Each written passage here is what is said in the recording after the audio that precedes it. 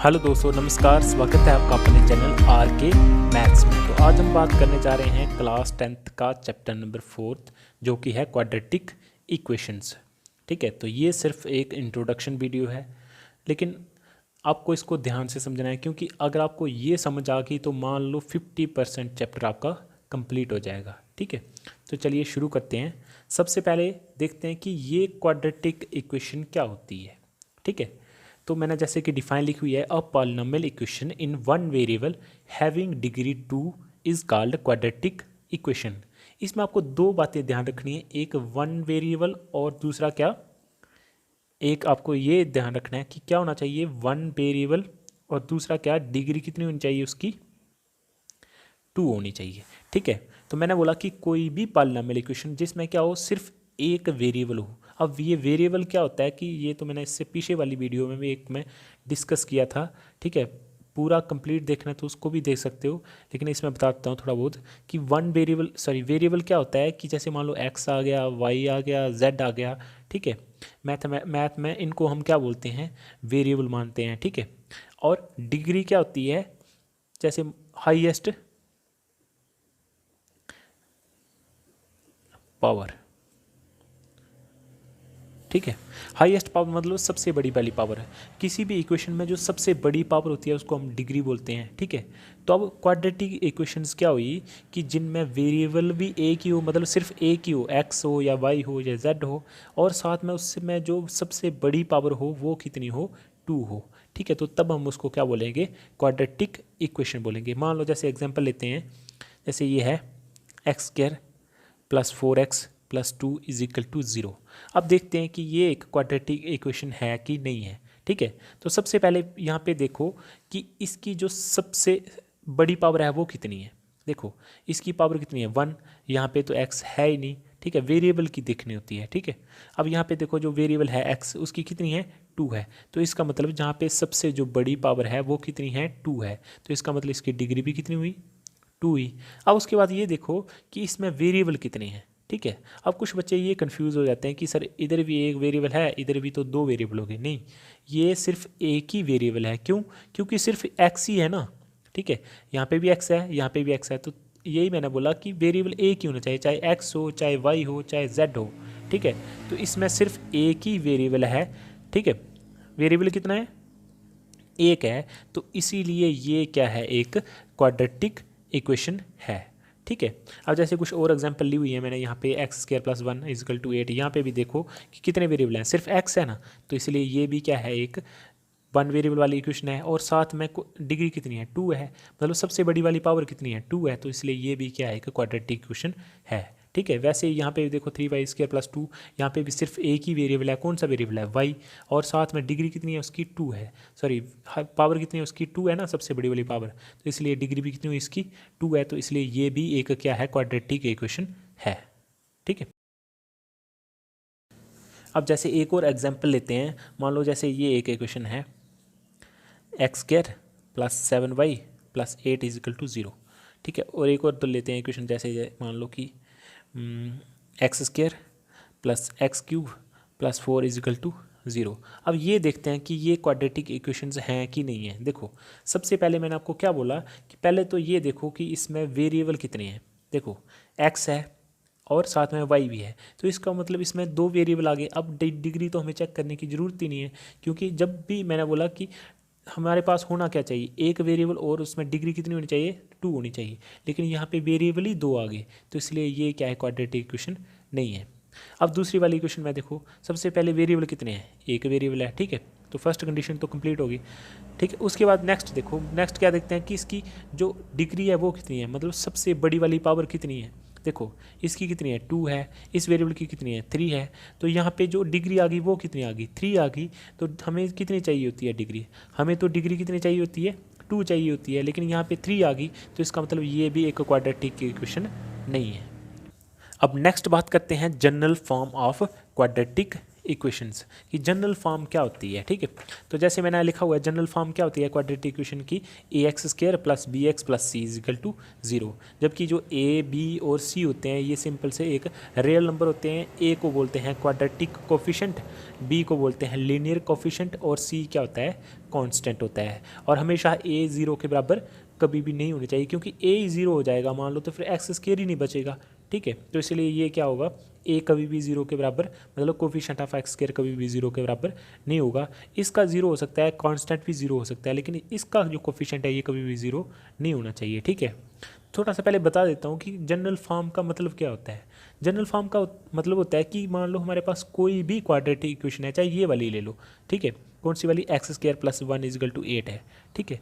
तो मैंने क्या बोला कि जनरल फॉर्म का मतलब होता है कि कोई भी क्वाड्रेटिक इक्वेशन है या तो वो इस तरह से होगी, मतलब उसमें अभी एक एक्स स्क्र होगा, उसका एक कोफिशिएंट होगा, एक एक्स होगा, उसका कोफिशिएंट बी होगा, मतलब कोई नंबर होगा, रियल नंबर 1 2 3 4 5 1.5 कुछ भी हो सकता है, ठीक है। और एक उसमें कांस्टेंट टर्म होगी, या फिर उसको हम इस तरह से बना सकते हैं, ठीक है। जैसे मान लो ये एक इक्वेशन ली मैंने, अब मैं बताता हूँ कि इस, मैंने अभी बोला था ना कि ये एक क्वाड्रेटिक इक्वेशन है, तो अभी इसको मैं इस तरह से बना के दिखाता हूँ कि ये भी इस तरह से बन सकती है, ठीक है।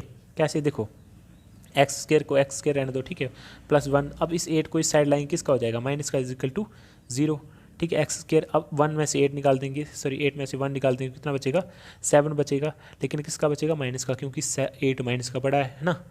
अब उसके बाद देखो मैंने बोला कि कोई भी क्वाड्रेटिक इक्वेशन हो वो इस तरह से होती है, या तो उसको इस तरह से बना सकते हैं। तो देखो मैं इस तरह से इसको बना सकता हूँ, कैसे, इसको लिख दो 1 एक्स स्क्र, ठीक है, एक एक्स स्क्र है तो 1 तो लगा ही सकते हैं, ठीक है। अब यहाँ पे एक्स है क्या, नहीं है, तो इसको मैं कैसे लिख सकता हूँ, ऐसे लिख सकता हूँ 0x, ठीक, समझाई। और वैसे इसको मैं ऐसे भी लिख सकता हूँ साथ में plus minus 7 is equal to 0। तो देखो ये भी उस तरह से बन गई ना कुछ, a x square plus b x plus c is equal to 0, ठीक है। यहाँ पे ए कितना है, 1 है, बी कितना है, 0 है, सी कितना है, -7 है, ठीक है। तो इसका मतलब कोई भी हमारे पास क्वाड्रेटिक इक्वेशन हो, या तो उसको हम इस तरह से लिख सकते हैं, या क्या, या तो वो इसी तरह से होगी, ठीक है। लेकिन एक बात याद रखना, जैसे मान लो आप कुछ बच्चे ये बोल रहे होंगे कि आपने सर जैसे इधर 0x लिया तो फिर तो ये भी तो क्वाड्रेटिक इक्वेशन है, क्योंकि इसको भी तो हम इस तरह से लिख सकते हैं, कैसे, 0x square plus 1x plus 1 is equal to 0। तो इसमें भी आ गया ना, a x square plus b x plus c is equal to 0, ये भी इस तरह से बन गई। लेकिन अभी मैंने आपको बताया कि कभी भी जो ये होता है ना एक्स स्क्र, इसका कोफिशिएंट 0 नहीं होना चाहिए, ठीक है। बाकी वाले के कोफिशिएंट आप 0 ले सकते हो, लेकिन इसका कोफिशिएंट कभी भी आपको 0 नहीं लेना है। तो इसलिए ये एक क्वाड्रेटिक इक्वेशन नहीं है, ठीक है। तो हमेशा याद रखो कि किसी भी क्वाड्रेटिक इक्वेशन में सिंपल आपको दो ही चीज़ें तो चेक करनी होती हैं, एक तो उसकी डिग्री देखनी होती है, डिग्री अगर 2 आ गई और वेरिएबल 1 है तो वो क्वाड्रेटिक इक्वेशन है, ठीक है। अब क्वाड्रेटिक इक्वेशन तो हमें पता चल गई, और साथ में ये भी पता चल गया कि जनरल फॉर्म क्या होती है। लेकिन उसके बाद हम देखते हैं कि इनके जो रूट्स होते हैं, मतलब जो हम सोल्यूशन निकालते हैं ना, वो कैसे निकालते हैं।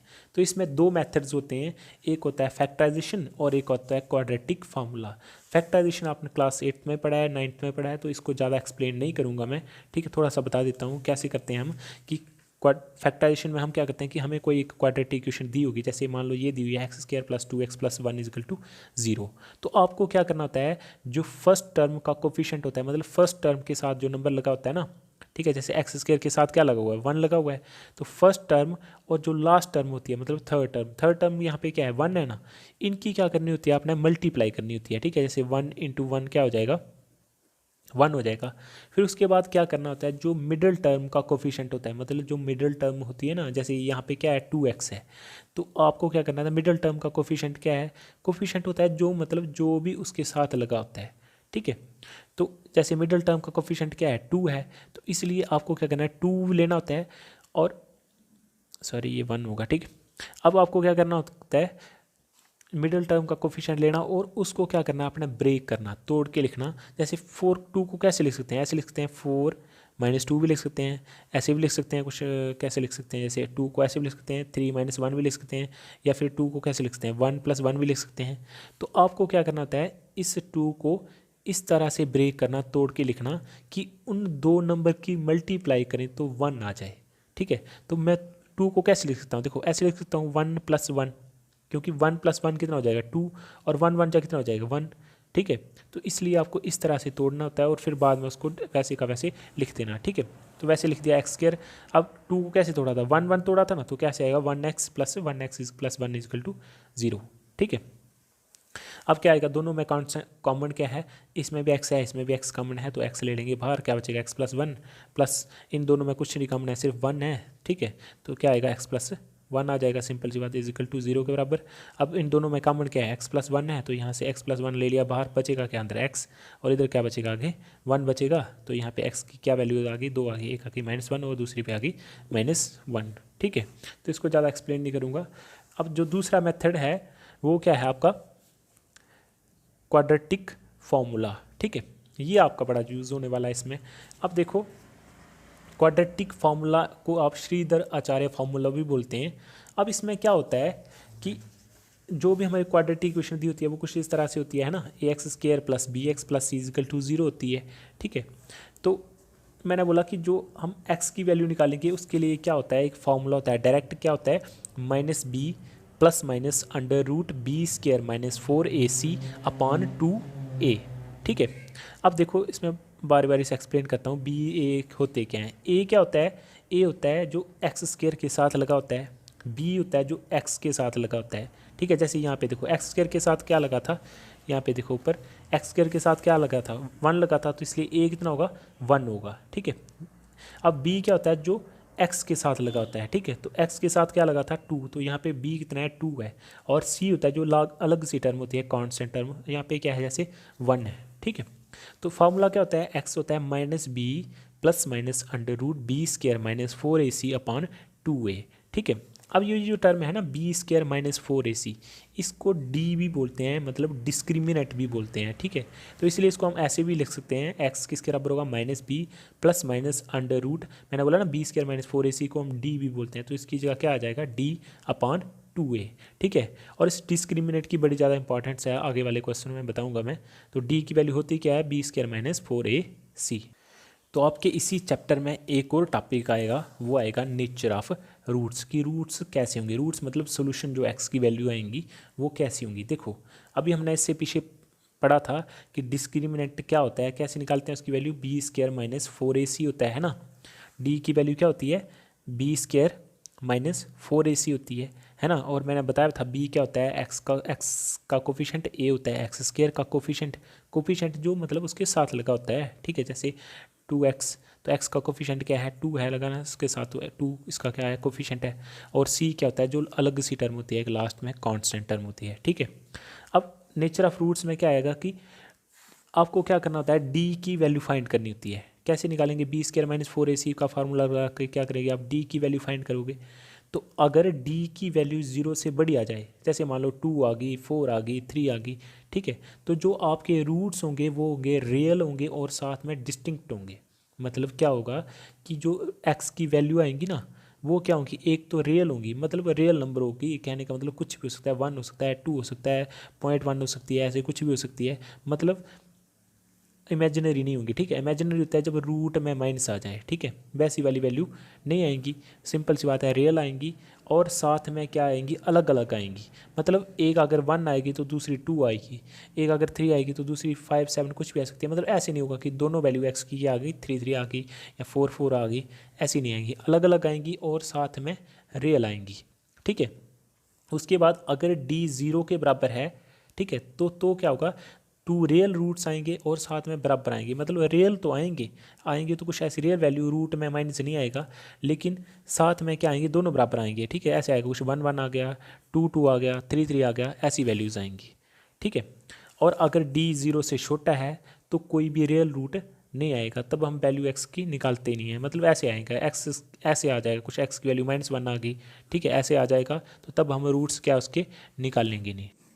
अब कुछ इंपॉर्टेंट फॉर्मूलेज जो इस चैप्टर में आपके यूज़ होंगे वो हैं, जैसे ये है a + b का होल स्क्वायर, ये तो आपको आता है पहले a² + b² + 2ab, ठीक है। a - b का होल स्क्वायर क्या होता है, a² + b² - 2ab, ठीक है।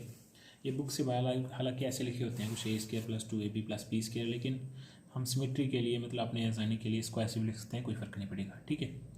वैसे ही कुछ ये हैं ए प्लस बी का whole cube, A cube plus B cube plus 3 B plus 3 square. आप इनको चाहो तो सबका स्क्रीनशॉट लेके रख सकते हो और इनको लर्न कर सकते हो, क्योंकि ये बड़े ज़्यादा यूज़ होने वाले हैं। खासकर ये वाला ए स्क्वायर माइनस बी स्क्वायर, ए प्लस बी और ए माइनस बी के बराबर होता है ये, और ये एक दो फॉर्मूले जो आपको लर्न करने हैं, ठीक है।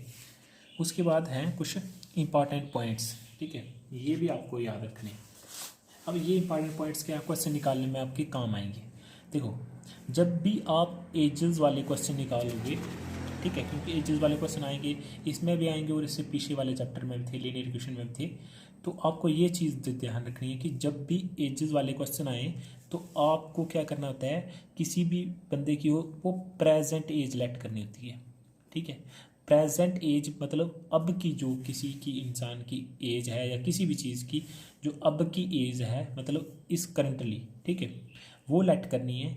और अगर वहाँ पे एगो दिया हो, बिफोर दिया हो या फिर ओल्ड लिखा हो, तो आपको क्या करना होता है, प्रेजेंट एज में से जितना वो दिया हो, जैसे 5 ईयर्स अगो, ठीक है, 5 साल पहले, तो प्रेजेंट एज मान लो आपने एक्स सेलेक्ट कर दी किसी की, तो वहाँ पे लिखा है 5 ईयर अगो, लिखा है 10 ईयर अगो, लिखा है 10 ईयर, कुछ भी लिखा है, मतलब जहाँ पे ये वर्ड आए, एगो आए, बिफोर आए या ओल्ड, ठीक है, तो आपको क्या करना होता है, उसमें प्रेजेंट एज में से ये वाली जितना भी दिया हो वो माइनस कर देना होता है, ठीक है।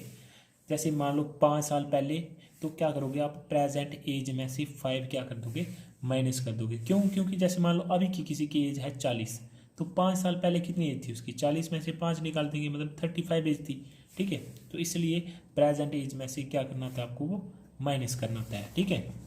और कहीं पे अगर ऐसा लिखा हो कि आफ्टर लिखा हो, हिंट्स लिखा हो, लेटर लिखा हो, तो आपको क्या करना होता है, प्रेजेंट एज में जितना वो दिया हो, जैसे आफ्टर 5 ईयर्स दिया हो, 5 साल बाद ऐसा कुछ दिया हो, तो आपको प्रेजेंट एज जो आपने लेट की होती है ना, मान लो जैसे एक्स लेट की थी, वाई कुछ भी, उसमें प्लस कर देना होता है। 5 ईयर लेटर लिखा है तो 5 साल क्या करना अपना उसमें ऐड कर देना। अब ये क्यों? क्योंकि मान लो देखो, आप किसी की एज मान लो 35 है, तो 5 साल बाद कितनी होगी, 35 + 5 मतलब 40 होगी, ठीक है। तो आपको क्या करना होता है, जब ऐसे वाला आए किसी क्वेश्चन में तो ऐड कर देना, और जब ऐसे वाले आए तो क्या करना, प्रेजेंट एज में से माइनस कर देना, ठीक है। वैसे ही फ्रैक्शन तो आपको पता है क्या होता है, एक न्यूमरेटर होता है उसमें और नीचे वाला क्या होता है, डिनोमिनेटर होता है। ऐसे वाले क्वेश्चन भी आएंगे, ठीक है।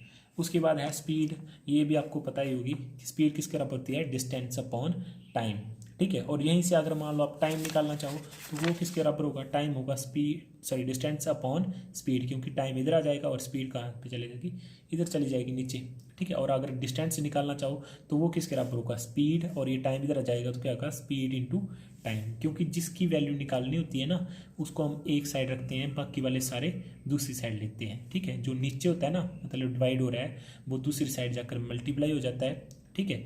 और अगर कोई टर्म मल्टीप्लाई हो रही हो तो दूसरी साइड जाकर डिवाइड हो जाती है, ठीक है।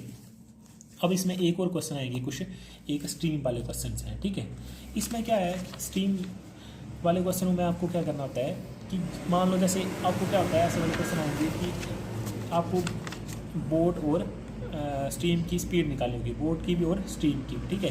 तो जैसे आपको पता है कि जब भी मान लो मान लो क्या है, एक पानी की नहर है मान लो, ठीक है। इसमें अगर आपको बोट को कहीं ऊपर वाली साइड लेना है तो आपको पता है कि क्या होगा, वो पानी इसको रोकने की कोशिश करेगा, ठीक है।